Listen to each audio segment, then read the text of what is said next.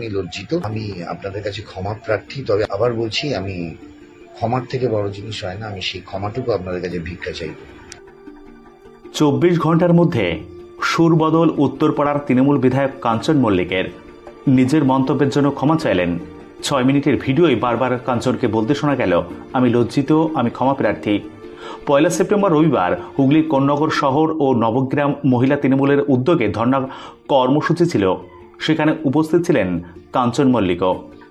সেখানে কাঞ্চন মল্লিক আরজিকর কাণ্ডের তীব্র নিন্দা করেন, তবে একই সঙ্গে বিতর্কিত মন্তব্য করে বসেন। চোখ মুখে ঠেকিয়ে কার্যত ঠেস মারা সুরে কাঞ্চনকে বলতে শোনা যায়, যারা কর্মবিরতি করছেন শাসক দলের বিরুদ্ধে, ভালো, তারা সরকারি বেতন নিচ্ছেন তো নাকি নিচ্ছেন না, এটা আমার প্রশ্ন। বোনাস নেবেন তো না নেবেন না, এটা আমার প্রশ্ন। সংক্রমণের মতো ছড়িয়ে পড়ে কাঞ্চনের এই মন্তব্য। সাধারণ মানুষ থেকে চিকিৎসক, রাজনীতিক কিংবা চলচ্চিত্র জগতের বন্ধুরা তীব্র নিন্দায় সবর হন। সোশ্যাল মিডিয়ায় প্রথম মুখ খোলেন অভিনেত্রী সুদীপ্তা চক্রবর্তী।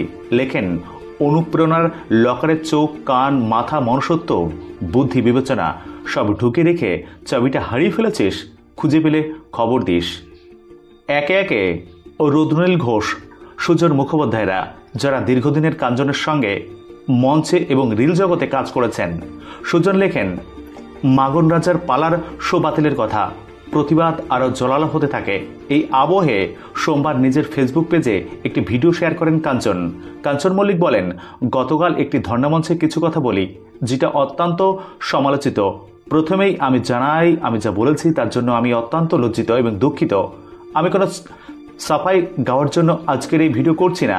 আমি অন্তরস্থল থেকে বলছি, আমার বাড়িতেও স্ত্রী, সন্তান আছে। আমার বাড়িতেও একজন বৃদ্ধ মানুষ আছেন যাকে মেডিকেল সাপোর্ট দিতে হয়। আমি জানি ডাক্তারের প্রয়োজন কতটা। কাঞ্চনের সংযোজন, ডাক্তার সত্যি ভগবান স্বরূপ। জুনিয়র সিনিয়র ডাক্তারের ভাগাভাগি করতে চায়নি। এই আন্দোলন যুক্তিসঙ্গত, ন্যায়সঙ্গত। সেই আন্দোলনকে কোনোভাবেই ছোট করতে চায় না, স্বপ্নেও আসে না সেই কল্পনা। আমি চাই দোষীদের কঠোর শাস্তি হোক। আমি যা বলে ফেলেছি তার জন্য সমস্ত ডাক্তারবাবুদের কাছে ক্ষমা প্রার্থী। এই ঘটনার পর আমার পরিচিত বন্ধু, সাংবাদিক, ডাক্তার বন্ধু আমাকে ফোন করেছেন, যারা বলেছেন, আমিও মাথা পেতে স্বীকার করেছি আমার ভুল হয়েছে, আমি লজ্জিত, ক্ষমা প্রার্থী। ক্ষমার থেকে বড় কিছু হয় না, সেই ক্ষমাই আমি ভিক্ষা চাইব। গতকাল একটি ধর্ণা মঞ্চে আমি আমার কিছু কমেন্টস আমি করে ফেলি, যার জন্য সেটা অত্যন্ত সমালোচিত হয় এবং আমি সেই কারণেই আজকে এই ভিডিওটি করছি। আমি প্রথমেই আপনাদেরকে জানাই যে আমি যা বলেছি তার জন্য আমি অত্যন্ত লজ্জিত এবং দুঃখিত। এবং আমি কোনো সাফাই গাওয়ার জন্য আজকে এই ভিডিওটি করছি না। আমি বিশ্বাস করুন, আমি অন্তরের অন্তঃস্থল থেকে আমি বলছি যে এই 18টা দিন আমারও একটি সত্যি আমারও বাড়িতে মা আছেন, মা ছিলেন, আমার স্ত্রী আছেন, আমার সন্তান আছে। এবং আমি সত্যি কথা বলছি যে আমার বাড়িতেও একজন অসুস্থ বৃদ্ধ মানুষ আছেন যাকে মেডিকেল সাপোর্ট দিতে হয়। এবং আমি জানি আমার কাছে যে ডাক্তারের প্রয়োজন কতটা।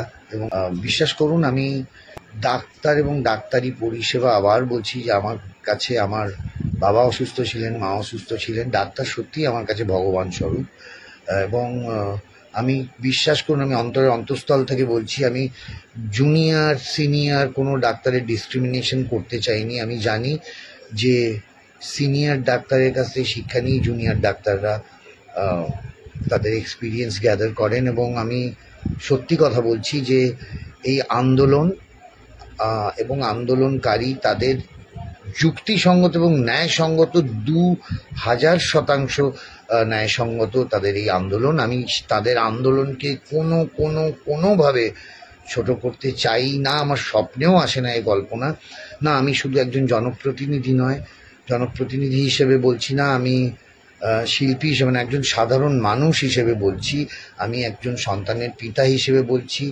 আমার বাড়িতেও আমি কাউকে বোন, স্ত্রী, কন্যা সবটা নিয়েই বলছি যে আমি বলছি যে রিয়েলি উই ওয়ান্ট জাস্টিস।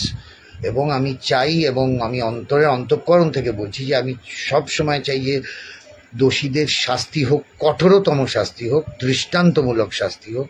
এবং আমি যা বলে ফেলেছি তার জন্য আমি সমস্ত ডাক্তারবাবুদের কাছে, কেননা আজকে ঘটনা ঘটার পর বহু আমার ফ্রেটার্নিটির বন্ধু, অনেক সাংবাদিক বন্ধু, অনেক ডাক্তার বন্ধু আমায় ফোন করেছেন।